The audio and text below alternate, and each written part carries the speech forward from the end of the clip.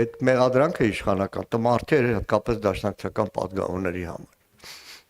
Որովհետև մեր շատերի համար տարին սկսում է օրինակ հունվարի 2-ին Շահեն Մեղրյանի ծննդյան օրն է Եռաբլուր այցելելու։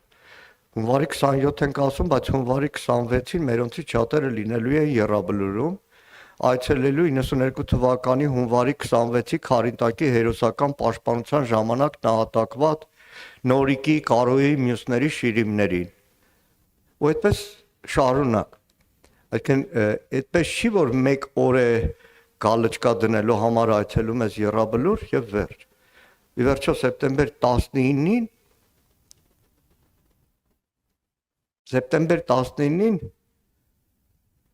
գիտեք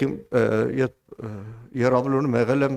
դեռ երիտասարդ առաջին ուղարկավորությունը Եռաբլուրում եղել է 90 թվականի մայիսին։ Բայց այսքան տարվա մեջ ավելի ահավոր զգացում,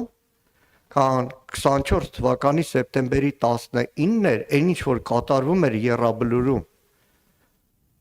Երբ որ հարյուրավորներն այցելել էին 1 տարի առաջ ադրբեջանական ագրեսիայի, Հայաստանի եւ Հայաստանի զինված ուժերի կողմից դավաճանված պաշտպանության բանակի նահատակության 1 տարվան ուղղակի ահավոր էր դա։